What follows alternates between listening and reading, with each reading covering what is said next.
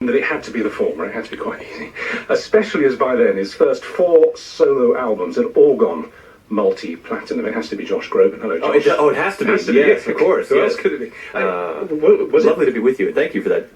Well, I've never had an introduction on a show as usually they're just like, well, he sings a bit, but I've never had the introduction be about being on the most beautiful. We do our best. Haven't been on it since. You are.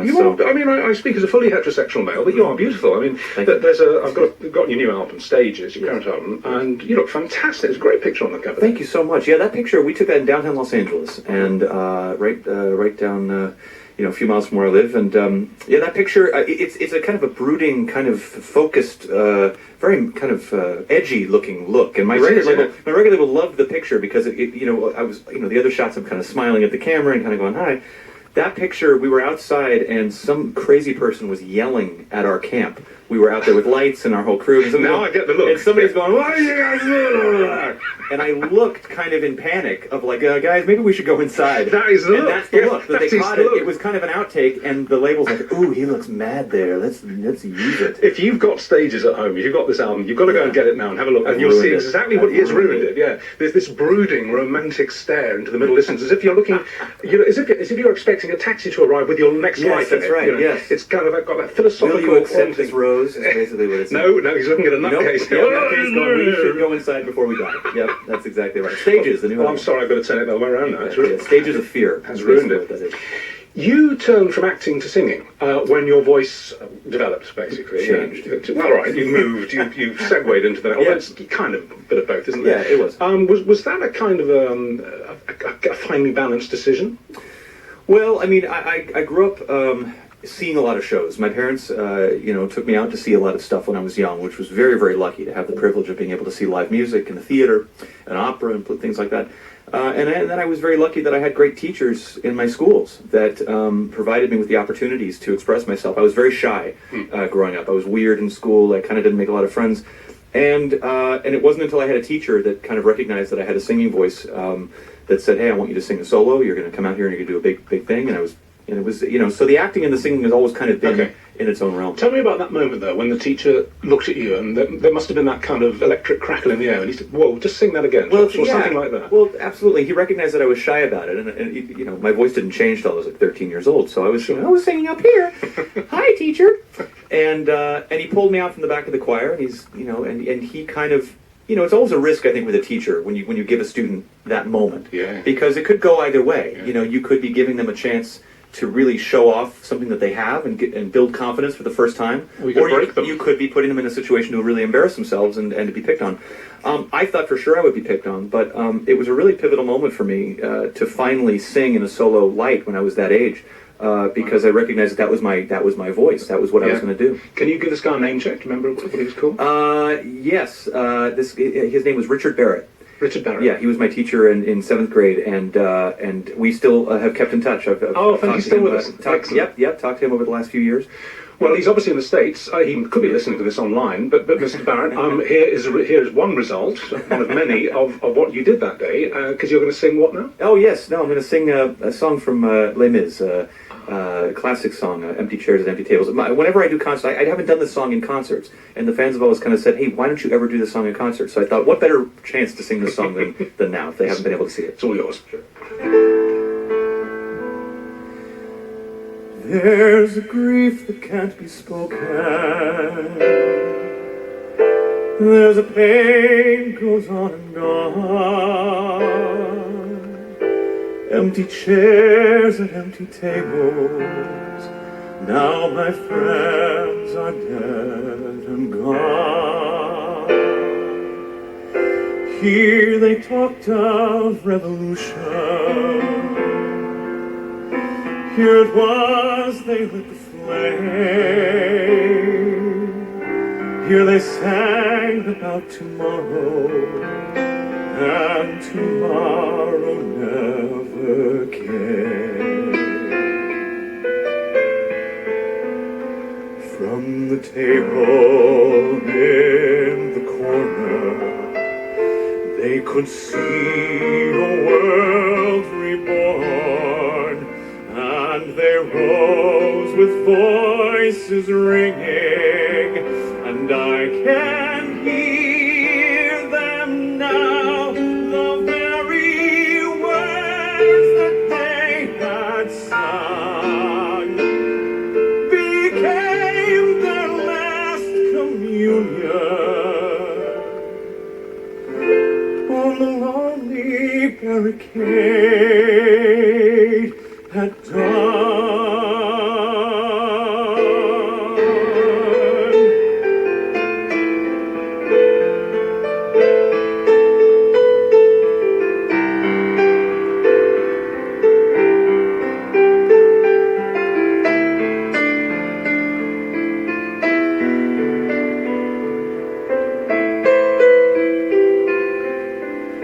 Oh, my friends, forgive me that I live and you are gone. There's a grief that can't be spoken. There's a pain goes on and on. Phantom faces at the window. Phantom shadows on the floor. Empty chairs and empty tables where my friends will meet no more. Oh, my friends, don't ask me what your sacrifice was for. Empty chairs and empty tables where my friends will see no more.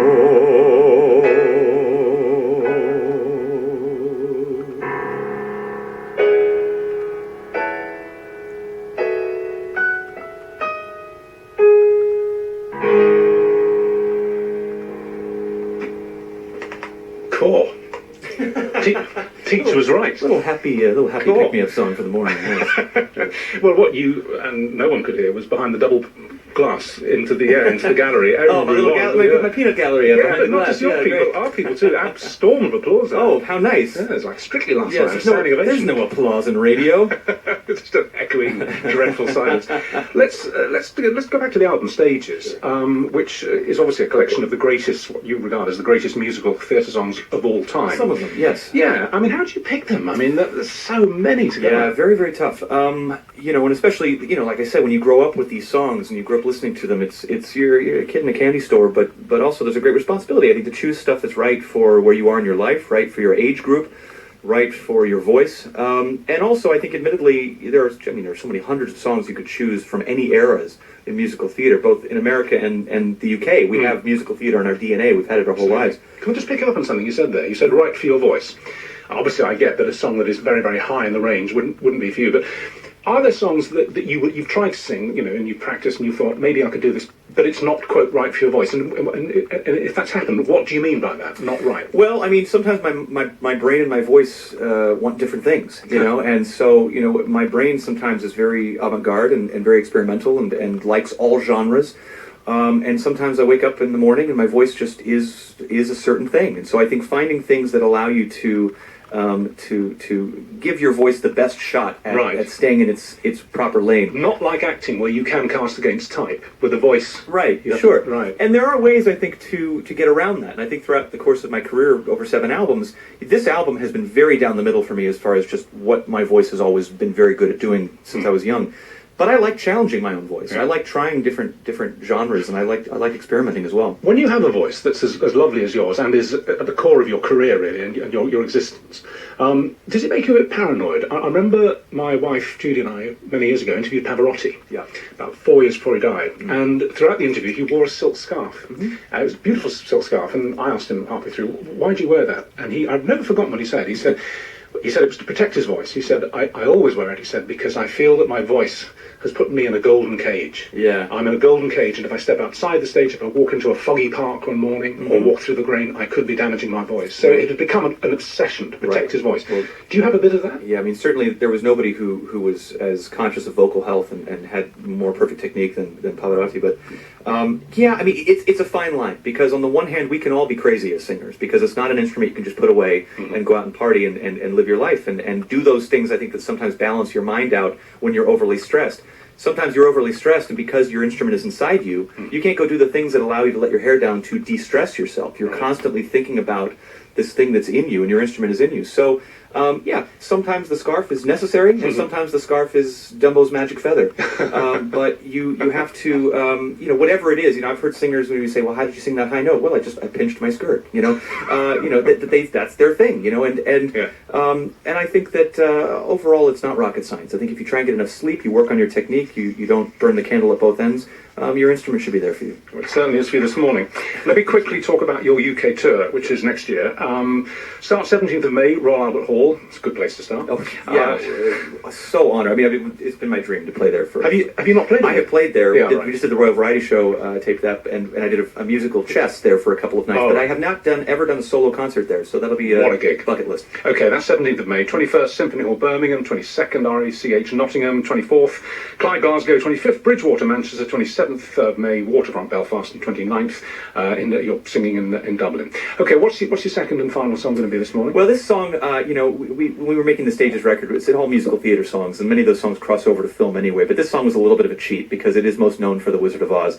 But we just thought to ourselves, you know what? It has been on stage, I'm sure, somewhere along the line. So we thought if we were going to cheat at all, this was the song to cheat on. You're allowed that cheat. Yes, it's Somewhere Over the Rainbow. Excellent.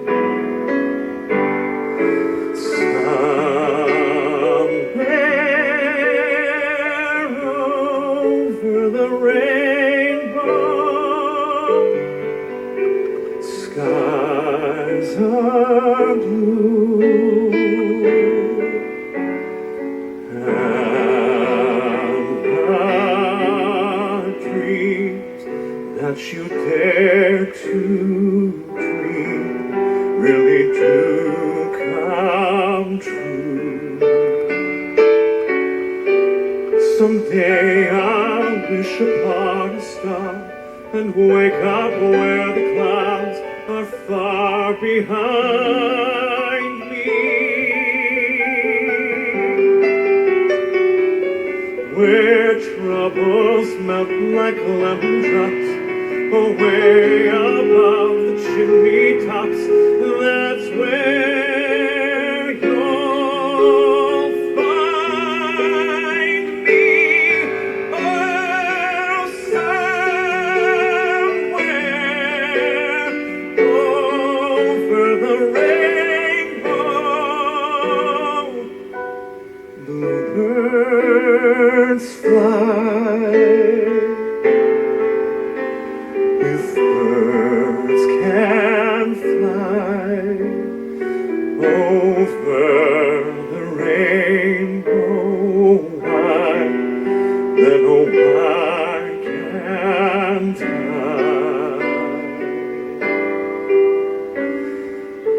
If happy little bluebirds fly beyond the rainbow, why, oh, why can't I?